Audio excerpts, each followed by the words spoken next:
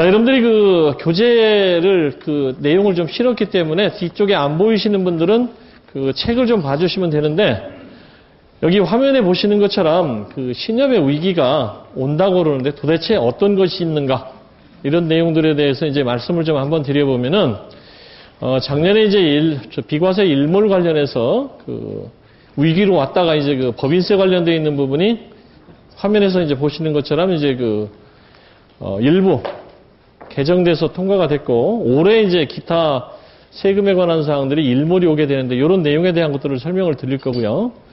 두 번째는 그 보시는 것처럼 계좌이동제라는 것과 여러분들이 굉장히 생소한 자산관리 종합계좌제라는 것이 2016년도 1월 1일부터 시행이 됩니다. 이 사항들이 신협에 어떤 영향을 미칠 건지에 대한 것들을 내용과 함께 자세하게 설명을 좀 드릴 거고요. 잘 아시는 것처럼 담보 인정 비율, LTV 70% 관련되어 있는 부분 때문에 상호금융권에 있는 담보들이 은행 쪽으로 이렇게 이동하고 있는데, 이 내용들을 굉장히 잘 극복한 조합에 대한 사례를 설명을 좀 드릴 겁니다. 그래서 자그만치 아파트를 2,700채를 관리하고 있는 조합을 제가 설명을 드릴 겁니다. 그래서 그 조합이 그러한 그 여신에 관한 사항들을 어떻게 그 발상을 가지고 했는지 내용들을 좀 설명을 좀 드릴 거고요. 그 다음에 잘 아시는 것처럼 러시앤캐시가 OK저축은행을 인수합병을 해서 대부업체들이 저축은행 쪽으로 진출하고 있는 이런 부분들이 어떻게 신협의 위기로 와 닿는지, 이런 얘기를 좀 설명을 좀 드릴 거고요. 그 다음에 보시면은 그 SNS, 다시 얘기하면 여러분들이 카카오라는 얘기 많이 들어보시고, 요즘에 그 텔레비에서 보면은 카카오페이라는 거로 해서 이렇게 조그맣게 결제에 관한 사항들 얘기하는 거 많이 보시죠?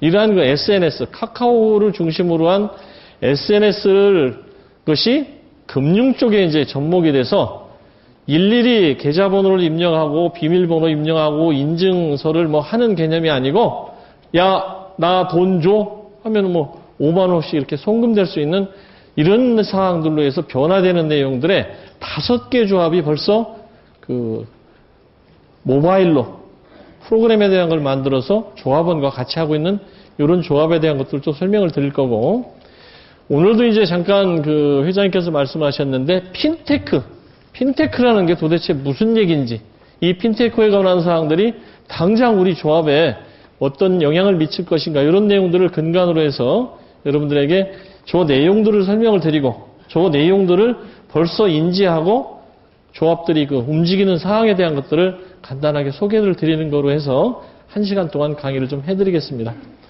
첫 번째 보시면은 법인세와 그 기타 세금에 관한 사항들이 보시는 것처럼 작년에 일몰이 되거나 올해 일몰이 되는 것으로 예고되어 있던 부분들이 점진적으로 이제 비과세에 관련되어 있는 부분들이 상호 금융권을 중심으로 해서 조세감면 특별법에 대한 것들을 연장하려고 굉장히 많이 노력을 하는데, 의외로 새마을금고가 거부를 하고 있습니다. 비과세 우리 같이 안 가도 된다. 우리는 충분히 준비되어 있으므로 내년부터라도 비과세를 혜택을 받지 않아도 된다는 얘기를 해서 최근 들어서 조세감면 특별법 개정에 관한 반대에 관한 사항들에서 새마을금고가 넌지시 빠지고 있어요. 왜 그렇겠습니까? 행정안전부 소속이 되다 보니까 정부의 모든 방침에 관한 것들을 따르겠다는 기본적인 사항들도 있고, 비과세 일몰에 관한 사항들을 예전부터 이미 준비하고 있다는 얘기에 대한 것들을 드리는 겁니다. 그래서 과연 이 비과세 일몰에 관한 사항들이 당장 올해 연말로 일몰이 되었을 때 여러분들 조합들은 어떻게 대처해야 될 건지에 대한 것들을 설명을 잠시 후에 드릴 겁니다. 자, 그 다음에 두 번째 보시면은 은행 업무 계좌 이동제라는 것이 2016년도 1월 1일에 전 금융기관이 그 시행하기로 결정을 했다가 상호금융은 제외가 됐습니다.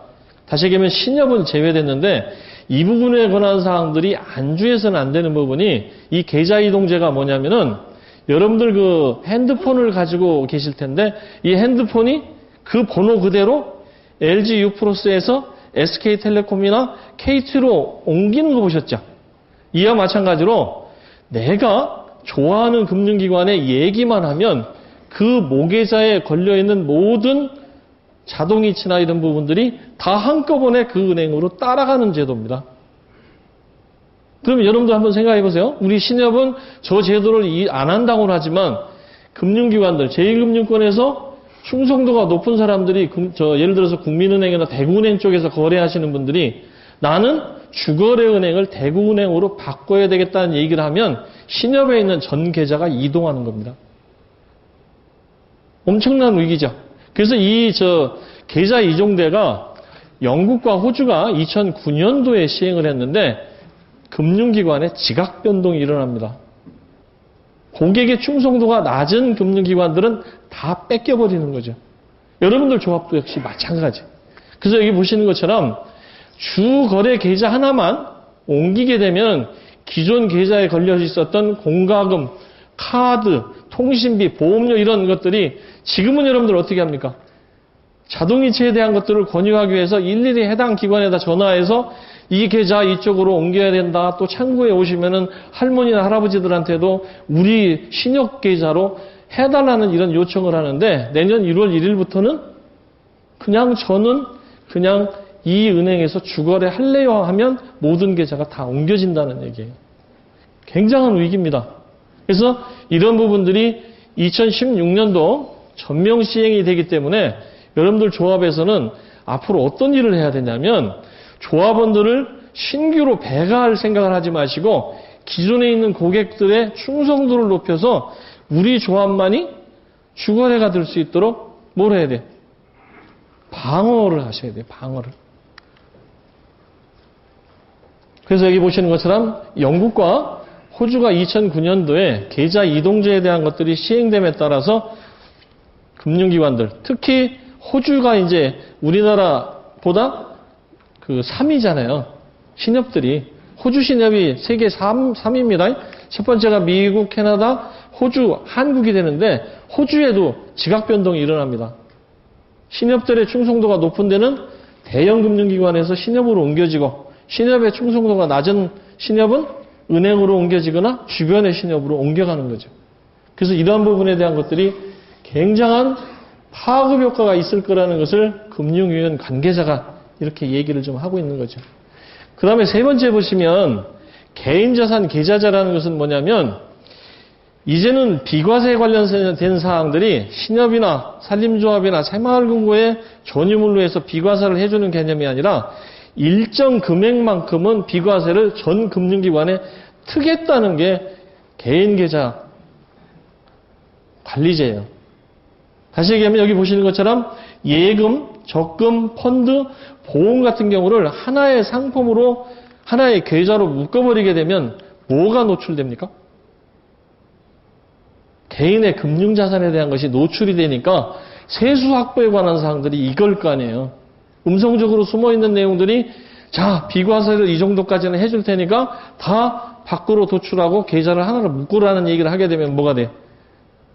세수를 받아들일 수 있는 기본 근본에 대한 것들이 다 보이지 않겠습니까? 그죠? 그래서 이런 형태로 자기 본인들이 하나로 묶을 수 있고 여기 보시는 것처럼 작년에 개인자산관리 종합계좌제가 2014년도에 세부 도입 방안이 마련됐고 올해 세법에 대한 것들을 개정을 하고 역시 2016년도에 개시하겠다는 것이 예고되어 있는 상태입니다. 그래서 여기 보시는 것처럼 영국은 1999년도에 도입을 했고 가까운 우리 일본 같은 경우에는 작년 1월 달에 이 제도가 도입이 돼서 우리나라는 2016년도에 도입하는 것으로 현재 결정이 되어 있습니다. 그래서 여기 보시는 것처럼 가입 대상자는 중산층 이하 근로자나 사업자를 중심으로 하고 여기 영국이나 일본과 같은 이런 내용들로 해서 어떤 한도를 정하고 저 범위 내에서 비과세를 주는 형태로 바뀌는 거죠. 그럼 여러분들 자세히 보시면 우리가 현재 신협에서 취급하고 있는 내용이 예금, 적금, 보험, 공제까지는 하고 있죠. 그렇다면은 펀드는 없죠. 이 모습으로 보면 저희들이 앞으로 펀드에 관한 사항들도 취급을 할 수 있을 거라는 예견이 되어집니다. 그냥 일반적인 펀드가 아니고 장기, 소득공제가 가능하고 10년 이상이고 근로자나 중산층을 위해서 하는 것들. 아마 기억나실 거예요. 6년 전에 저희가 자통법, 자본시장법에 대한 것이 바뀌면서 신협도 펀드에 관한 사항들을 판매할 수 있도록 법상으로는 되어 있으나 금융위원회 승인사항이 되다 보니까 승인이 안 돼서 조합들이 6년 전에 기억나시죠? 간접 판매에 관련되어 있는 자격 취득이었던 거 기억나세요? 네? 뭐 펀드 뭐 이렇게 해가지고 간접 투자 인력에 대한 것들을 했고, 최근에 여유자금 운영에 관한 지침에서 그 자격을 소지한 사람은 여유자금 심의의 1인으로 포함할 수 있다라는 개념으로 해서 여유자금 지침에 있는 그 자격, 그 자격이 이제 활용할 때가 곧 올 거란 얘기죠. 저희가 이러한 사항들만 터지게 되면은 똑같은 경쟁이 가능하겠죠. 그래서 아마 그런 형태로 나타날 것이고, 지금 만약에 저희들이 2016년도에 무방비 상태로 저 제도가 시행이 되고 나면 펀드를 가지고 있는 고객들은 어디로 가겠어요? 은행 쪽의 계좌로 이동하겠죠. 한꺼번에 묶어서 관리를 해준다고 그러고 거기에서 해당하는 금액만큼을 비과세 해준다고 하니까. 그래서 지금 보시는 것처럼 개인 계좌 이동제와 보시는 것처럼 개인자산관리 종합계좌제에 관한 사항들은 우리한테 최대 위기요, 조합원 관리에 대한 것들을 하지 않으면 모든 금융기관한테 다 뺏겨버린다는 것에 대한 위기의식을 가져야 돼요. 금융당국에서는 요거는 제1금융권에서만 시행하는 것이고 상호금융권에서는 시행하지 않는다고는 하지만 우리가 뺏기는 거죠. 무슨 얘기인지 이해가시죠? 그래서 여러분들이 조합원 관리에 관한 사항들을 이제 철저히 해야 될 때가 왔다. 그 다음에 네 번째 보시면 부동산 그 LTV 관련되어 있는 부분에 대한 그 70% 규제에 대한 것들이 확대됨에 따라서 여러분들 조합에 부동산 담보에 관한 사항들이 건실한 것들이 제1금융권으로 이동을 하는 거 많이 보셨죠?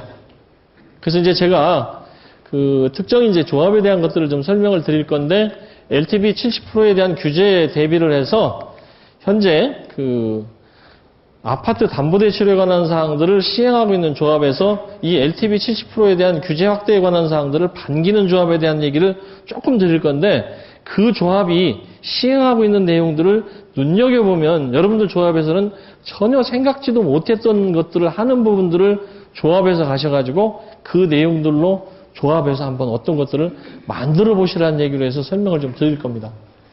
그 다음에 이제 은행들이 예전하고 다르게 수수료 수익에 대한 것들이 급감을 하고 순이자 수익에 대한 것들이 아주 뚝 떨어짐에 따라서 지금 보시는 거와 마찬가지로 은행들이 자기 영역이 아닌 곳을 두드리기 시작을 합니다.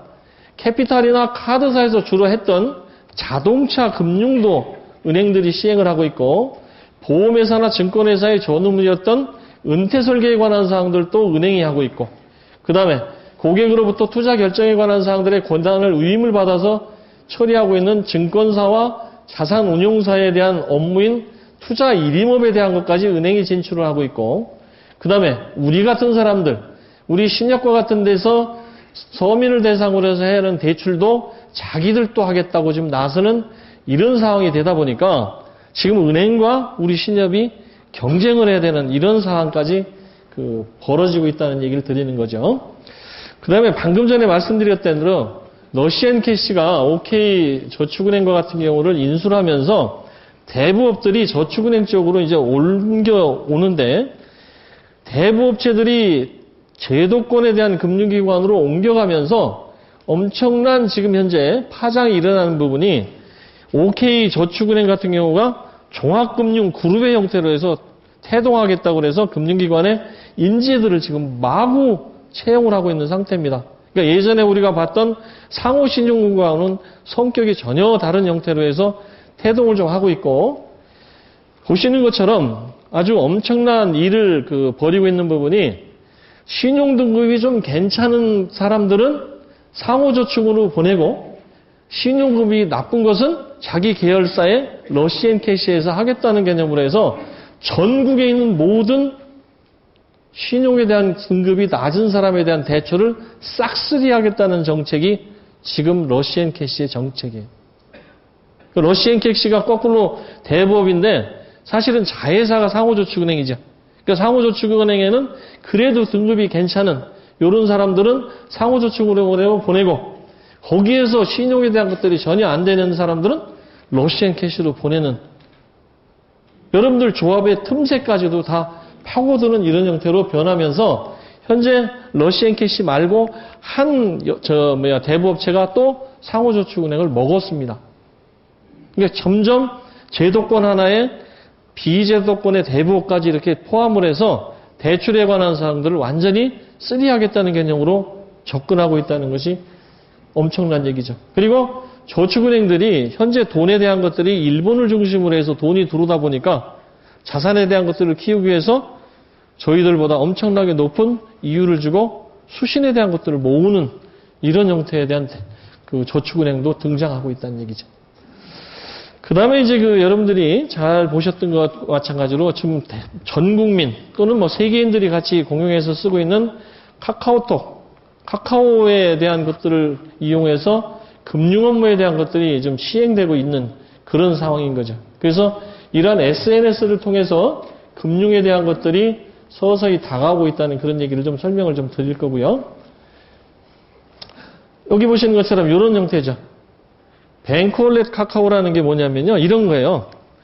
여러 사람들이 같이 식당에 가가지고 식사를 합니다. 그럼 한 사람이 결제를 하고 난 다음에 카카오톡으로 우리 전체 먹은 돈이 5만 원이니 10,000원씩 보내달라는 얘기를 하면 누르기만 하면 10,000원이 자동으로 이체되는 거죠. 여러분들 왜 텔레비에서 광고에 쭉 뭐 하나 나오죠. 모바일을 켜고 공인인증서를 치고 보안을 뭐 하고 쭉 얘기하고 난 다음에 비밀번호 치고 뭐 하고 난 다음에 치니까 뭐라고 나와요? 오류. 네? 그러면서 나오는 게 카카오페이라는 얘기를 하죠.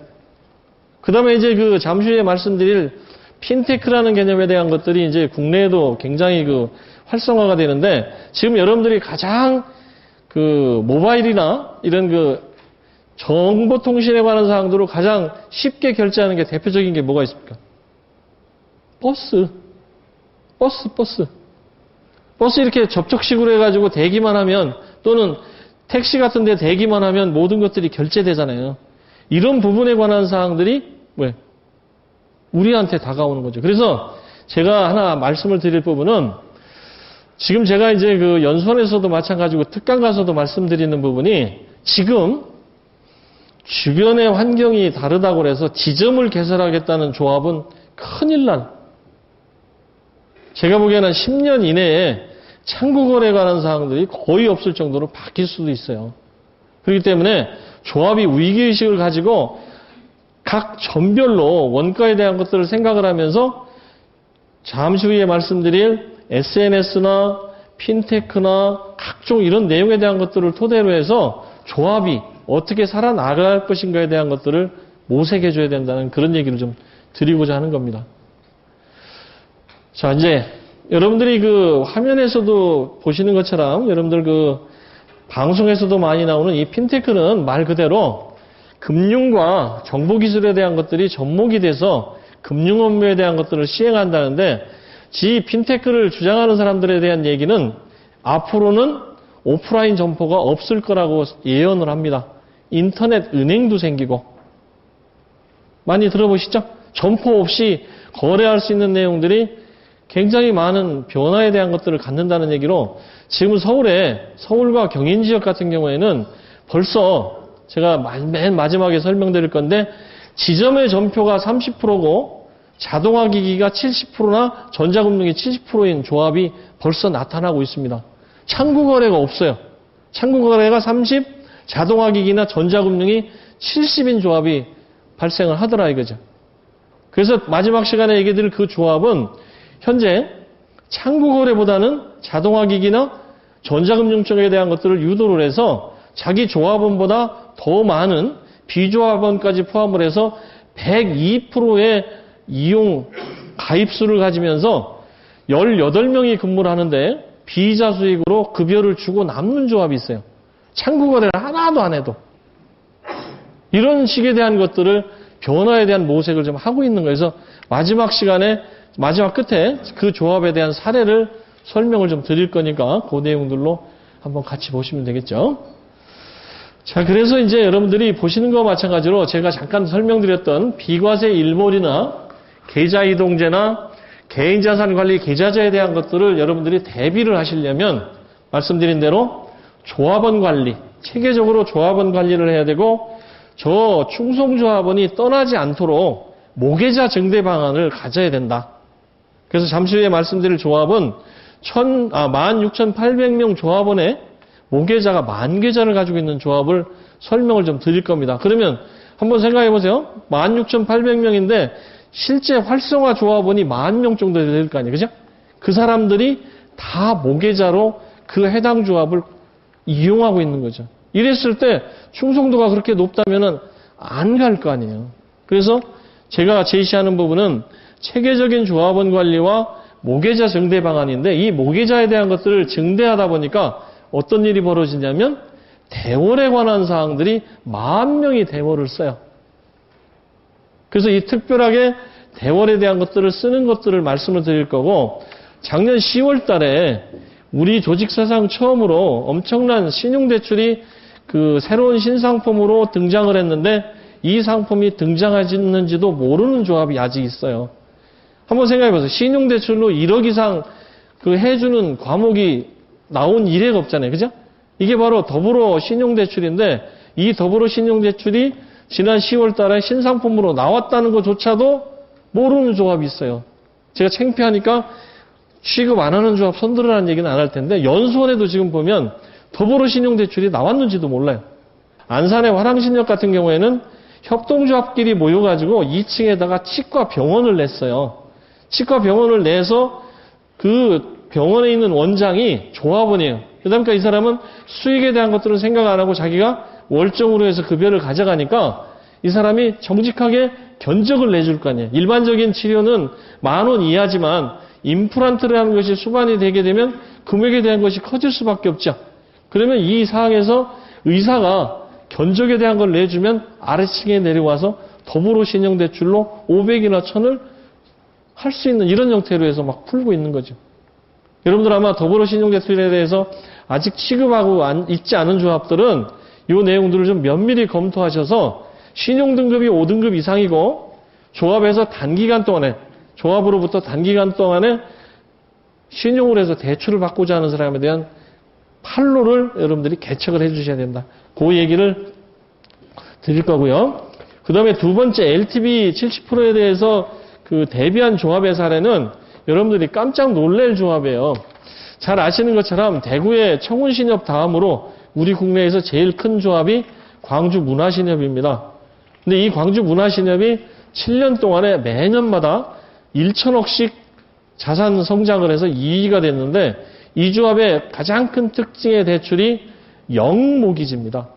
여러분들 조합에서 3년 이상 장기 대출을 하고 있는 조합 거의 없을 겁니다. 저희 우리 조합 상품 중에서 30년까지 대출할 수 있는 상품이 뭔지 아세요? 30년. 꿈모아 모기지론이에요. 이 꿈모아 모기지론은 뭐냐면 아파트를 구매를 하기 위해서 30년 동안 분할해서 자기 집을 얻겠다는 개념으로 해서 말 그대로 모기지인데 이 조합은 어떻게 했냐면 대추나무 연 걸리듯이 걸려있는 대환, 신용에 대한 것들이 엉망인 사람들에 대한 것들을 30년으로 거꾸로 풀어준 거예요. 30년 뒤에는 자기 집으로 찾을 수 있다는 개념으로. 그래서 이 조합이 2,700채의 아파트를 담보로 잡아가지고 하는데 만기, 맨 끝에 가서 만기 일시 상환이 아니고 매월 분할 상환으로 상품을 하나 만든 거예요. 요즘에 중앙회에서 어떤 얘기를 해요? 대출의 분할 상환을 하라는 얘기 많이 하죠, 요즘에. 그래서 여기는 회전에 대한 것들이 많이 빨리빨리 회전이 되겠죠. 이것이 그런 형태에 대한 것이고 세 번째는 빅데이터라는 게 뭐냐면 데이터에 대한 것들이 많이 있을 때 그 데이터를 조합에서 활용을 하는 건데 전국에 밴 1위를 하고 있는 조합이 부산시 중앙신협입니다. 이 부산시 중앙신협은 직원들이 어떤 개념으로 접근을 하냐면 밴 거래처에 대한 모든 거래를 일일이 담당자들이 확인하고 난 다음에 그 범위 내에서 대출을 시행을 하다가 이 사람들이 중앙에다 요청을 해서 올해 1월 1일자 신상품이 나온 것이 밴 사업자 대출이에요. 1월 달에 새 상품 나온 거 아세요? 밴 가맹점 대출. 그래서 이제 이 조합은 어떤 것들을 시행을 하고 있냐면, 우리가 이제 통상적으로 벤 아마 하고 있는 조합들을 많이 아실 텐데, 예전에는 카드에 대한 것들을 매출을 하게 되면 순기가 20일 정도에서 대금에 대한 것이 결제가 되다가 최근에는 굉장히 많이 빨라져가지고 이틀, 3일이면은 벤의 결제가 되죠. 그래서 이제 벤 가맹점들이 굉장히 건실한 조합들을 어떤 얘기를 하냐면 즉시 결제를 좀 해줬으면 좋겠다. 매출이 어차피 카드에 대한 것들이 왔으니 이거는 당연히 이틀 뒤에는 결제될 것이고 내가 그 조합의 기여도가 이렇게 높다면 안전하지 않겠냐는 개념으로 해서 즉시 결제를 요구했을 때 벤 가맹점 대출을 시행한 데가 부산시 중앙신협인데 이 조합이 벤 거래처에 관한 움직임을 직원들이 일일이 다 본 거예요. 한 사업장마다 이 사업장이 얼마만큼 성장을 하는가, 발전하는가, 매출의 전표가 늘어난지에 대한 것들을 보고 가맹점 대출에 관한 사항들을 시행을 해서 전국에 엄청난 일들을 시행하는 거죠. 그래서 이 조합이 이따가 뒤에서 설명하겠지만 여러분들이 잘 아시는 이 회보를 자기 회보로 만든 대표적인 신협이에요. 여러분들 이렇게 보시면 이게 여러분들 객장에 한두 개 있는 회보인데 이 조합은 이 앞에 면을 4면을 사가지고 3,000부를 발행을 합니다. 앞에 4면만. 그래서 이 4면이 부산시 중앙신협의 내용만 싣고 살짝 이 안에 집어넣은 거예요. 그래서 이걸 가지고 으뜸조합원이나 참조합원이나 조합의 충성도가 높은 사람들한테 이제 격월이죠. 격월마다 우편으로 발송을 해주고 벤 가맹점에다가 이거를 다 녹회해가지고 이걸 식사가 들어오기 전까지 볼 수 있도록 하고 이 3면에는 우수 벤 가맹점들을 자기들이 취재를 해서 3페이지에다 실어줌으로 해서 벤과 조합이 같이 상생하는 형태로 이거 몇 푼 안 드는데 이거를 발상을 한 거예요. 직원이. 그래서 3,000부를 발행을 해서 조합원들한테도 나눠주고 벤 거래처에다도 줌으로 해서 이거를 굉장히 활용을 잘 하고 있는 거죠. 여기 이제 그 부산시 중앙에 얘기가 되겠고 그 다음에 이 조합이 바로 스마트폰 어플을 가지고 있는 겁니다. 지금 플레이스토어나 우리 스마트폰 어플을 이렇게 받을 수 있는 뭐라 그럴까요? 어플 제공 그곳에 유일하게 신협의 스마트폰 어플이 있는 데가 부산시 중앙신협인데 이 조합이 어디까지 지금 고려를 하고 있냐면 벤 가맹점을 연결을 해서 여러분들 이거 아세요? 요기요 회장님 요기요 아세요? 요기요 네? 텔레비 안 보시네. 요기요 배달의 민족 아세요? 젊으신 우리 실무 책임자들은 아는데 그래서 짜장면 시켜 먹을 때 요기요 그렇게 하면 그래도 모르실려나? 족발 시켜 먹을 때 요기요 제가 광고 선전을 해주는데 이게 뭐냐면 SNS에 대한 것들을 통합을 해서 실제적인 결제에 관한 사항들을 조합이 하겠다는 발상하고 있는 조합이에요. 벤 가맹점에 대한 것들이 다 올라와 있어요. 어플에 올라와 있고 거기에서 메뉴에 대한 것들을 자기 벤 가맹점에서 찾아서 그거를 신청을 하게 되면 주문이 나가고 결제는 신협 계좌로 하겠다고 나서는 그런 조합입니다. 대단하죠? 이런 조합이 있고 그 다음에 말씀드렸듯이 비이자 수익에 관한 사항들에 대해서 잘하고 있는 조합에 대한 것들을 간단하게 제가 설명을 좀 하고 넘어갈게요. 자, 그래서 조합원 관리, 우수조합에 관한 사항들을 좀 설명을 드릴 건데, 여러분들이 잘 아시는 이 전남에 있는 나주신협인데, 예전에 이제 나주신협을 여러분들이 많이 방문도 하셨고 그런데, 이 조합에서 그 직원들이 하고 있는 업무에 대한 내용만 좀 봐주시기 바래요. 이 조합이 한번 보시면 아시겠지만, 지점이 없습니다. 점포가 하나예요. 하나인데, 자산이 3천억이에요. 점포가 하나인데. 그 다음에 이 조합에서 눈여겨보셔야 될 게 뭐냐면, 나주시가 혁신도시로 지금 커가고는 있지만 88,900명 정도의 시민의 중에서 조합원을 18,000명을 가지고 있는, 그러니까 시민의 20%가 조합원입니다. 그리고 이 조합에서 진짜로 눈여겨봐야 될 게 1인 평균 출자 금액이 144만 원이에요. 일자 5만 원에. 그러면 한번 생각해보세요. 18,000명 곱하기 140만 원 하면 출자에서 머무는 돈이 얼마나 많겠습니까? 이 조합에 대해서 눈여겨봐야 돼요. 근데 이 조합이 내용에는 없습니다만은 제가 설명을 좀 드려보면 여러분들이 제일 고민하는 부분이 여신금리가 은행금리보다 높기 때문에 실제적으로 좋은 분들이 안 오시잖아요. 이 조합이 여신의 금리를 낮추면서 뭘 따라서 낮췄냐면 수신의 금리를 같이 낮췄어요. 근데 수신금리에 관한 사항들이 다 은행으로 이동할 거로 봤는데 이 조합이 꾸준하게 배당에 관한 사항들을 주고 있는 것을 조합 직원들이 출자로 전환 요청을 해서 144만 원이 된 거예요. 이거는 단시일 내에 이렇게 할 수가 없고 조합의 신뢰도가 높아야 되겠죠. 지금 여러분들이 출자에 관한 사항들이 뭐예요? 제일 큰 게 예금 보호가 안 된다는 개념에 대한 것들 때문에 실제적으로 일자만 놓고 거래하는 조합원들이 대부분인데 이 조합은 꾸준하게 그래서 이 조합은 총회에서뿐만 아니라 1년에 4번씩 조합원들한테 자기 조합에 관한 사항들을 설명도 합니다. 그러면서 조합에 대한 신뢰도를 높이면서 수신금리에 대한 것들을 낮추면서 은행으로 가는 것들을 출자로 전환 요청을 해서 자그만치 1인 평균 출자가 140만 원을 넘는 형태로 출자에 관한 사항들을 싼 거죠. 그렇다면 저 금액이 뭐예요? 이율 0%에 여기에 요구불 예금만 더 얹은다면은 은행하고 충분한 경쟁력을 가질 수 있는 여신의 금리를 가질 수 있겠구나 하는 것들을 알 수가 있겠죠. 이거에 대한 것들을 꾸준하게 해온 거죠. 이 조합이. 그래서 이 조합이 보시는 것처럼 이게 지금 12월 30일 현재인데 10,000명까지 갔었는데 결제계좌, 자기의 소득에 관한 사항들을 몽땅 다 조합에 맡기고 그 소득에 대한 것들이 맡겨져 있는 자리배탁금을 통해서 모든 것들을 결제하는, 다시 얘기하면은 뭐예요? 모계자의 기능을 하는 거죠. 자기가 소득에 관한 사항들을 자리에다 쌓아놓고 뭐로 했겠어요? 자동이체. 이런 부분들을 다 여기에서 처리할 수 있도록 하면서 이 조합이 눈여겨본 건데 여러분들 조합에서 당장 실천에 옮길 수 있는 거예요. 뭐냐면 이 조합이 대월 쓰는 사람에 대한 것들을 눈여겨본 거예요. 보니까 요즘에 들어서 소득은 작은데 자동이체 계좌에 관한 사항들이 많은 경우에 반드시 뭐가 발생해요? 마이너스가 발생하겠죠.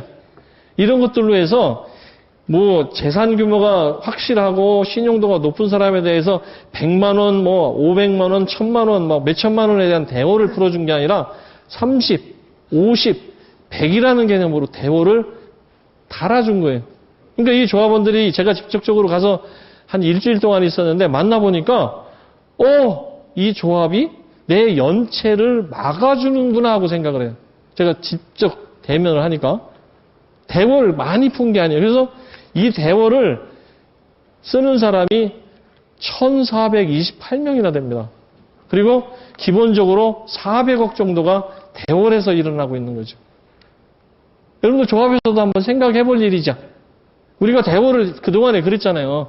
자산 규모가 튼튼하고 담보에 대한 여력 있고 이런 사람들한테 해달라고 하면 500, 1000, 몇천 이렇게만 해서 몇 명만에 대월을 썼지 저렇게 모계자를 가지고 있는 사람한테 자동이체에 관한 사항들에 대해서 부족분에 대한 것들을 메워주겠다는 개념으로 해서 대월을 풀어보신 적은 없잖아요. 얼마나 귀찮겠어요. 그죠?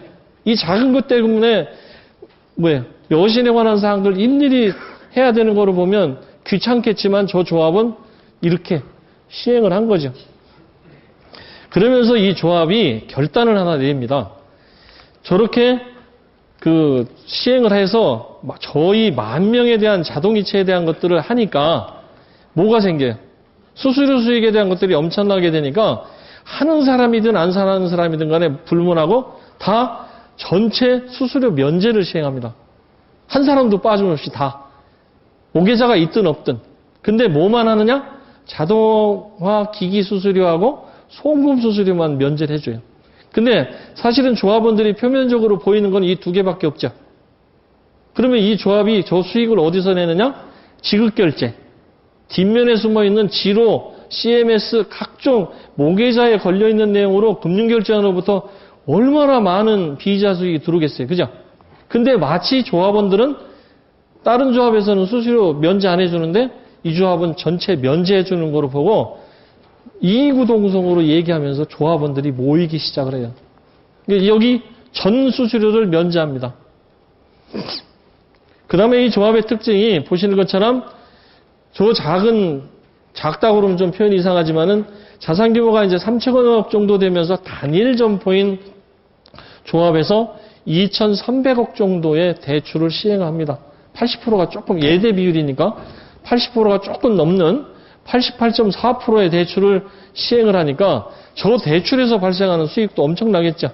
이런 것들을 조합원들한테 환원을 하고 있는 거죠. 그래서 여기 보시는 것처럼 여신과 수신에 대한 것들은 고루 이렇게 분포되어 있는 거 볼 수 있고 여기서 하나 착안해야 될 겁니다. 이 조합이 전 직원, 그러니까 총 직원이 23명이고 사실 이제 그 하나의 건물을 가지고 있다 보니까 청소하시는 분이나 이런 분들 포함해서 23명이고 정직원은 19명인데 이 직원들한테 18,000명의 명단을 다 뽑아가지고 1인당 700명씩 조합원 관리를 하라고 실무 책임자가 요구를 합니다. 여러분들 조합이 이거를 하셔야 된다니. 이 조합은 7명병 단위로 한 조합 직원이 700명씩의 원장 관리를 해요.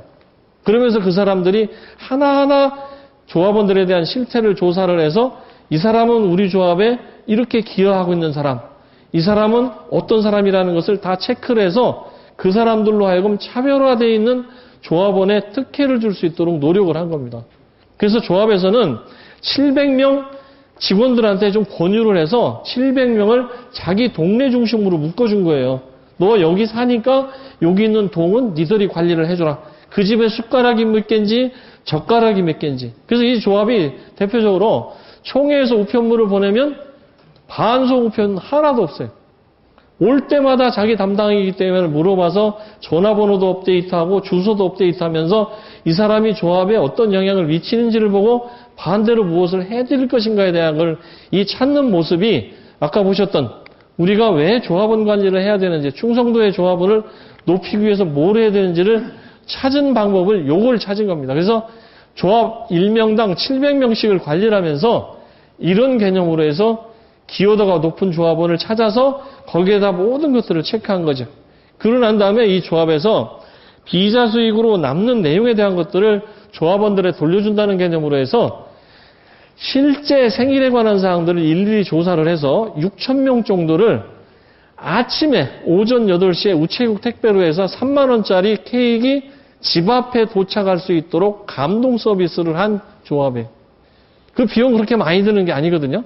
6,000명에 3만 원짜리를 오전 8시에. 그러면 만 원라도 안 챙겨주는 생일에 조합이 오전 8시에 케이크를 갖다 준다는 거에 감동 안 할 사람이 어디 있겠습니까? 이런 식으로 감동 서비스를 한 거죠. 그래서 저는 여기서 이 조합에서 여러분들이 눈여겨보셔야 될 거는 두 가지만 말씀을 드리면 조합원 관리 철저. 다 잘하고 있는 이런 부분. 그 다음에 두 번째는 여신과 수신에 대한 금리에 관한 사항들을 어떻게 낮출 것인가 고민하셨던 조합들은 아까 보셨던 출자금에 관한 사항들로 전환하는 모습에 대한 것들 하나 보시라는 얘기하고 세 번째는 모계자에 대한 증대 방안에 대한 것들을 저렇게 모색을 해서 대월에 관한 사항들로 해서 400억이라는 금액에 대한 것들을 대월로 한 이 부분들은 정말로 조합원 관리를 잘 해야 되겠다는 조합들은 꼭 익히서 어려운 거 아니잖아요. 그죠? 특별한 거 방법을 쓴 게 아니잖아요. 그래서 이 부분은 실무 책임자나 또는 이사님이 좀 도와주셔야 되겠지만 직원들이 혼연일체가 돼서 우리가 이런 위기에서 살아야 되겠다는 생각을 가지고 접근해 주셔야 된다는 그런 얘기를 드리는 거죠. 그 다음에 이제 두 번째 설명을 드릴 그 조합이 부산시 중앙신협인데요. 이 부산시 중앙신협은 보시는 것처럼 점포가 3개입니다.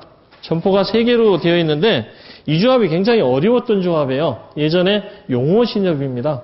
용호신협이 이렇게 그 규모가 이제 커져서 점포를 3개를 갖게 되는데 이 조합이 목숨을 건 게 밴 사업이었어요. 그래서 지금 전국 1위를 계속하고 있는데 이 밴 사업에 대한 것들을 그 시행을 할 수 있었던 것은 보시는 것처럼 대부분의 본점과 지점이 상권을 끼고 있어요. 상권을 끼고 있고 여기서 과감하게 이 조합은 어떤 일을 벌였냐면 벤 독자적인 사장을 벤 팀장으로까지 영입을 합니다. 그래서 그 사람이 가지고 있는 벤 거래처까지 다 가지고 들어오다 보니까 저 벤이 어디까지 들어와 있냐면 고신의료원. 여러분들 초대형 병원에 벤 설치하기 쉽지 않죠. 이런 데까지 시행하고 있는 그런 조합입니다. 그래서 이 조합이 벤 쪽 개념으로 해서 어떤 일을 하는지를 그림으로 좀 잠깐 보실 건데 첫 번째 보시면 아까 말씀드렸듯이 이 회보를 이용을 해서 벤 가맹점에 대한 것들을 소개해 주는데 이거를 갖다 주면 벤 가맹점에서 그런답니다. 이 발행 부수가 몇 부냐? 그럼 전국에 발행되는 부수를 가르쳐 줍니다. 그럼 마치 이게 전국 회보에 자기네들 가맹점이 나간 것처럼 그렇게 좋아한답니다. 그래서 이렇게 3페이지에다가 벤 가맹점의 우수 이렇게 소개를 좀 해주고 이 조합이 또 하는 것이 요거를 또 하나 일일이 오려가지고 그거를 클리어 파일 바인더에다 넣어서 객장에다가 놓아주는 거예요. 업종별로. 그러면 와서 보시면서 내가 회 먹고 싶다면 아 횟집이 벤 가맹점이 이런 곳이 있구나 하는 걸 알 수 있도록. 그래서 저걸 가지고 뭘 했냐면 이거를 스마트폰 어플로 이동시켜가지고 스마트폰에서도 손쉽게 찾을 수 있도록 만든 거죠. 그 다음에 보시는 것처럼 수시로 벤 가맹점에게 설문을 해서 우리가 도와줄 게 뭐가 있느냐, 우리가 부족한 게 뭐가 있느냐 이런 식에 대한 설문조사도 하고 있고 그 다음에 이거 뭐 조그만 얘기지만 이렇게 막 초복이나 이럴 때 직원들이 5명, 3명씩 조를 짜가지고 시원한 바카스 아니면 아이스크림을 들고 가맹점마다 돌아다니면서 수고한다고 이렇게 인사돌도 하고 그 다음에 여기 보시는 것처럼 조금 아까 얘기드린 대로 벤 가맹점의 거래 내역들에 대한 것을 보고 아직 중앙회에서 출시도 하기 전에 벤 가맹점 대출을 했던 조합입니다. 그래서 이 조합이 이 내용들을 근간으로 해서 중앙회에다 요청을 해서 올해 1월 1일에 반 가맹점 대출이 생긴 거죠. 그 다음에 여기 보시면은 여기는 재밌는 부분이 체크카드를 이용을 해서 마치 자기 카드처럼 벤 가맹점에서 10%씩의 할인을 할 수 있도록 만드는데 지금 왼쪽에 보시면 우리 조합에서 CMO를 통해서 사고 있는 체크카드에 저 사람들은 일일이 자기 조합명과 조합원명을 인쇄를 해서 나눠주면서 그러한 카드를 가지고 온 조합원한테는 10%의 할인을 해주라는 개념으로 해서 각 가맹점한테 제휴를 한 거죠. 여러분들 조합에는 하시고 있는 조합도 있지만 이렇게 인자가 안 돼요. 그렇죠? 제 것도 다른 조합인데 보시는 것처럼 안 보시는 분들은 처음 보시는 분도 있었으니까 잠깐 보여드려 보면 우리 그 체크카드가 이렇게 조합명이나 이름도 없는 이런 형태로 CM몰에서 오면 전산으로 등록만 하고 나눠주잖아요. 근데 여기는 120만 원 주고 이 인쇄기를 산 거예요. 요걸 사가지고 필요한 위치에다가 인쇄를 해서 저걸 주면 가맹점에서 이렇게 보니까 부산시 중앙시협 조합원이네 10% 할인 이런 식으로 긁어주는 거죠. 이런 식으로 제휴를 한 거죠. 여기 보시는 것처럼. 그래서 이제 조합원들한테는 우리가 보통 평소에 주는 0.3%나 0.5%도 얘기를 하면서 이렇게 10%를 준다는 거를 이렇게 해주는 거죠. 그 다음에 이 조합이 어느 정도냐면 조합의 판촉물을 하나도 안 만듭니다. 그리고 쿠폰 10,000원짜리 마치 상품권처럼 쿠폰을 만들어서 나눠주고 가맹점에서 쓸 수 있도록. 가맹점에서는 이거죠. 하다못해 세제 뭐 이런 거라든가 무슨 뭐 부채라든가 뭐 이런 것을 주는 게 아니라 쿠폰을 주는 거예요. 조합원에 대한 우수조합원에 대한 선물 이런 것들도 봉투에다가 5장 넣으면 5만 원이잖아요. 이렇게 주어서 벤 가맹점에 가서 활용할 수 있도록. 사실은 이게 상품권하고는 좀 그런 부분인데 유권 해석을 받기는 조합원들 내에서 쓰는 거는 별 문제가 없다 해서 이 조합이 이렇게 10,000원짜리 쿠폰을 만들어서 벤 가맹점에서 현금처럼 사용할 수 있도록. 그럼 벤 가맹점에서 그거를 수거해 오면 그 사람 통장에다가 넣어주는 거죠, 돈을. 뭐 이런 거에 대한 아이디어라든가 이런 것들을 한 것뿐만 아니라 이 조합의 대단한 걸 한번 제가 여기서도 말씀드려볼게요. 이게 지금 현재 우리나라에 5개 조합의 스마트폰의 프로그램을 가지고 있는 조합입니다. 근데 그 직장 조합 뭐 이런 것들을 빼고 당산, 금왕, 부산시중앙이 있는데 이 두 조합은 그냥 홈페이지 정도만 되어 있고 이 부산시중앙신협의 그 스마트폰 어플이 대단한 어플이라는 것을 좀 설명을 좀 드려보면 이게 부산시 중앙신협의 어플인데 이 부산시 중앙신협이 스마트폰 어플을 갖게 된 엄청난 얘기를 좀 하나 해드릴게요. 우리 여기서 밴을 많이 하고 있는 조합들이 아마 똑같은 생각을 하실 텐데 직원들이 밴 하는 직원들이 엄청나겠죠? 일이니까 밤마다 불려다니고 전표 떨어졌어, 잼 났어, 카드 걸렸어 막 이런 부분에 노이로제를 걸리다시피 이 사람들이 한 거예요. 그래서 이 사람 직원들이 모여서 뭘 했냐면 야 그런 것들이 유형별로 어떤 게 있는지 좀 한번 같이 조사해보자 해서 일일이 조사를 하고 난 다음에 그거를 어떻게 해결할 건지를 동영상을 찍은 거예요. 자기들이. 그러난 다음에 이거를 스마트폰 어플에 올려가지고 가맹점주한테 전화가 오면 어플에 있으니까 그거 내려받아가지고 나 오는 동안에 텔레비나 영화 보듯이 한번 보시면서 본인이 따라서 한번 해보세요. 제가 곧 갈게요. 그러고 나니까 가맹점들이 부르지도 않고 에이 이거 뭘 불러? 이거 내가 보고 내가 하지? 이런 형태로 스마트폰 어플을 만든 장본인들이에요. 대단하죠? 자기들이 동영상을 제작을 해서 귀찮으니까 가는 것도 귀찮고 가맹점주들이 간단한 거 가보면 막상 훨씬 빠지잖아요. 이거 살짝만 이렇게 하면 되는데 본인들이 이 야밤에 부르지 않는 이런 것들을 해소하기 위해서 본인들이 그 동영상을 찍어가지고 스마트폰 어플에 올려가지고 여기에 있으니 여기서 다운받아가지고 그거를 보시면서 저를 기다려주세요. 이런 식이 되면서 굉장히 가맹점한테도 각광을 받고 본인들의 일도 굉장히 많이 줄은 그런 아주 획기적인 얘기가 되겠죠. 그래서 이 조합이 이 홈페이지도 없애버리고 스마트폰 어플 내에 홈페이지를 만들어 놨고 이런 각종 혜택에 관한 사항들도 정리했는데 여기에 있는 이 업무를 담당하는 직원이 2년 8개월밖에 안 된 여직원입니다. 근데 이 여직원이 저런 것들을 한다고 했을 때 중간 관리자나 책임자가 전폭적으로 밀어준 거예요. 그래서 이 친구는 일반적인 금융 업무를 하는 게 아니라 홍보만 합니다. 그래서 사보도 본인이 만들고 어플도 만들고 그래서 이 친구가 지금 구상하고 있는 것이 쿠팡이나 티몬도 유치를 해서 할인에 관한 사항들로 해서 밴 가맹점과 연결을 해서 밴 가맹점의 성장으로 해서 노력을 하겠다는 얘기에 포부를 하면서 저한테 준 자료입니다, 이게. 대단하죠? 이런 벌써 저렇게 조합들이 스마트폰의 보급에 대한 것들을 보면서 저렇게 발빠른 행보를 하고 있는 이런 조합들도 있다. 자, 그 다음에 LTV 70% 관련되어 있는 부분에 대해서 간단하게 좀 설명을 드려보면 광주 문화신협인데요. 보시는 것처럼 점포는 본점 포함해서 총 6개고요. 조합이 설립된 지는 그렇게 오래되질 않았습니다. 22년 정도 됐고요. 직원은 한 40명 정도인데 현재 작년 연말로 자산 규모가 5,163억입니다. 근데 이 전체 중에서 대출 금액이 400억이 아니라 4천억입니다. 4천억. 4천억을 대출을 하고 있고 대출 조합원 수가 이렇게. 그 다음에 보시면은 조합원 수가 46,800명이나 됩니다. 대단하죠? 어떤 한 도시만큼 되겠네요. 그죠? 근데 이 조합에 다음 장을 넘겨보시면 엄청난 변화를 볼 수가 있는데 이 앞에 제가 한 2년치를 더 하려다가 칸이 부족해서 안 왔는데 이 조합이 1년에 100억씩이, 1000억씩이 막 늘어납니다.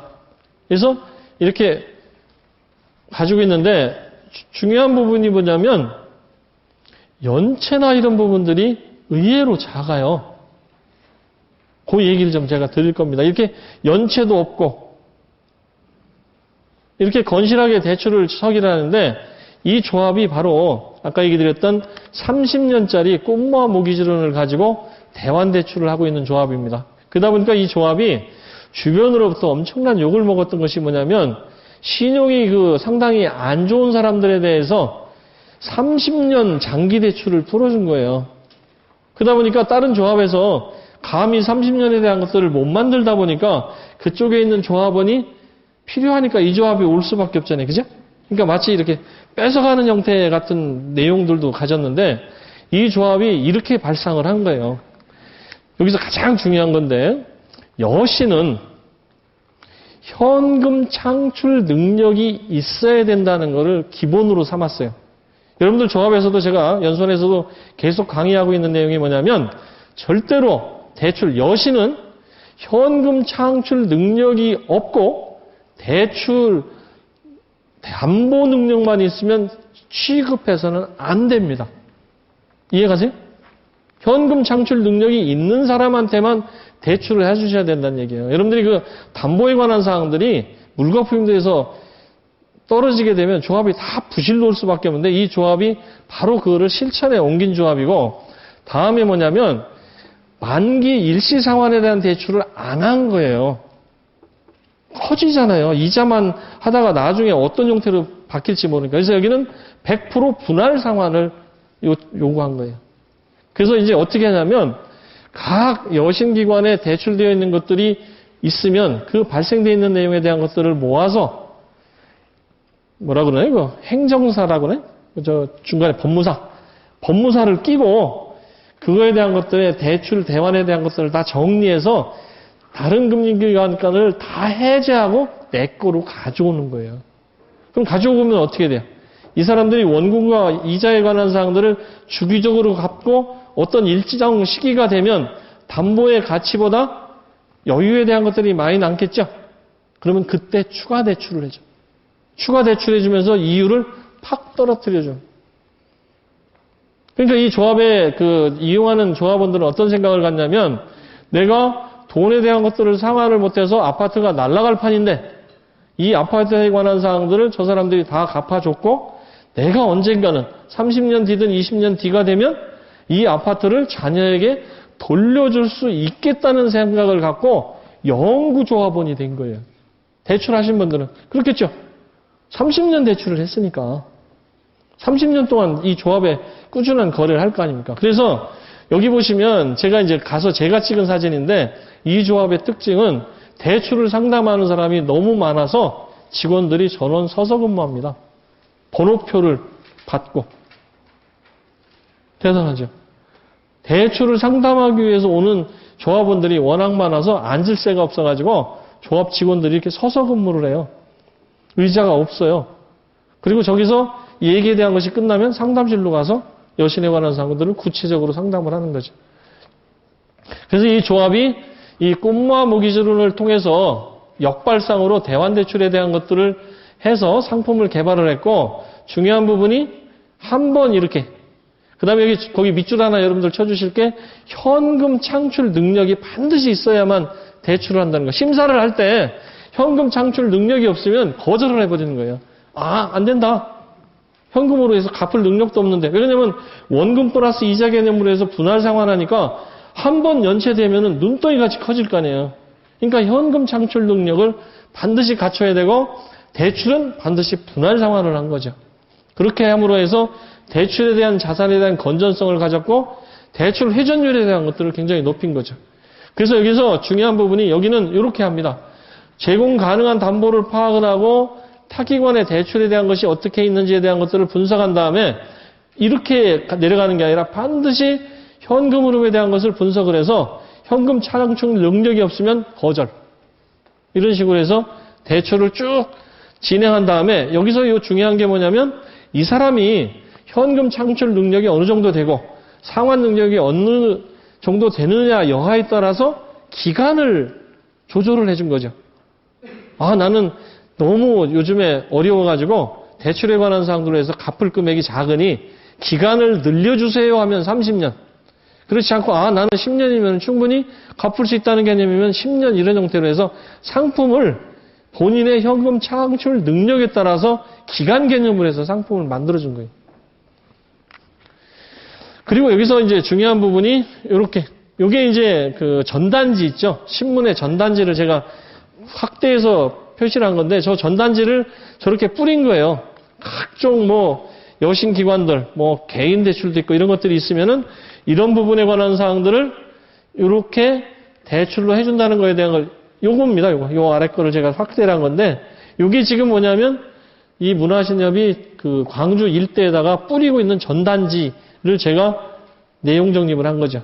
그 다음에 여기서 이 조합의 특색을 좀 하나 얘기를 하면서 요걸 좀 하나 말씀드리면, 이 조합은 대출통합 서비스 신청서라는 양식을 자기들이 독자적으로 만들어가지고, 잘 들으세요. 어떻게 하냐면 대출 상담을 각자 합니다. 하는데 이 상담서가 2장, 2P라고 그러죠. 뒤에 먹지가 되어 있는 형태로 2장으로 되어 있어가지고 상담을 다 한 다음에 이 상담서를 그 상담하러 오신 분한테 주는데, 잘 들으세요. 뒷면에 대출을 실행하기 위해서 필요한 서류가 다 적혀 있어요. 그럼 어떤 얘기가 됩니까? 자기 본인이 그 상담한 종이를 하나 가지고 집에 가서 사모님하고 상의하고 난 다음에 대출을 받고 싶겠다는 생각을 하면 서류를 다 자신들이 떼오겠죠. 그 다음에 뭐를 해요? 그걸 가져왔을 때 상담서 한 장이 어디 있어요? 조합에 있으니까 상담한 직원이 이리 오세요. 맞춰보고 지난번에 상담하셨네요. 서류 잘 되어 있네요. 당장 시행하시죠. 이렇게 되는 거죠. 이 조합이 그 대출에 대한 프로세스를 그런 식으로 줄인 거예요. 이 조합의 직원들의 독특한 방법인데, 상담서 같은 것이 2장으로 되어 있고 그 사람들의 필요한 서류가 뒷면에 인쇄되어 있는 개념으로 해서 주니까 다음에 또 와서 우리는 보면은 한번 상담하고 나면은 또 다른 사람이 또 같은 얘기 반복해야 되고 그러는데, 이 조합은 한 번에 끝내는 거죠. 그리고 담당자가 생기는 거죠.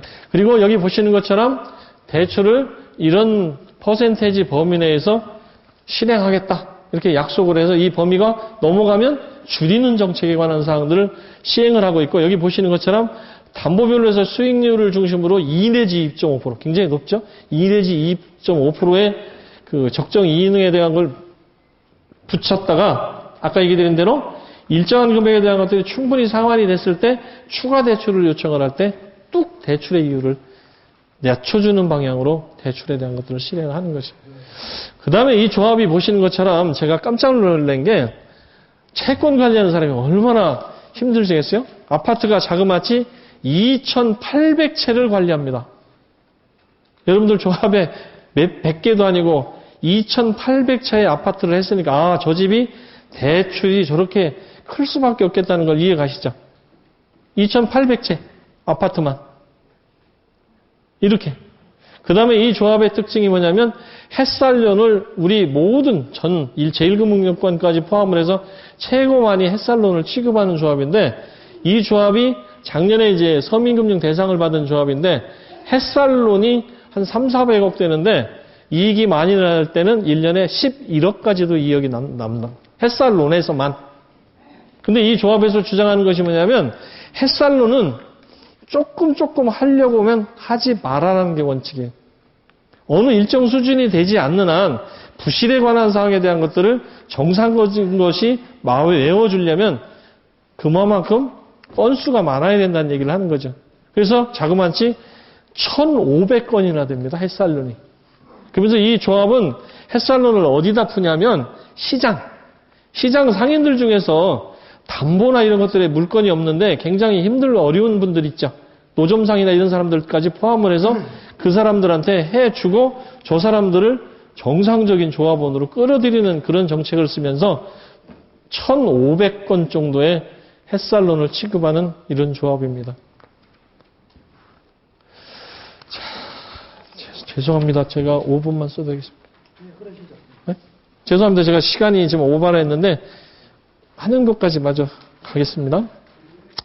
자, 이제 여러분들한테 좀 경각심을 불러일으킬 얘기를 좀 드려보면, 여러분들이 가지고 계신 자료에 제가 올해 12월 말까지 전자금융이나 아니면 자동이체나 이런 거에 대한 상위 10거를 통계를 제가 한번 내봤더니 애석하게도 대구 경북이 한 군데도 없습니다.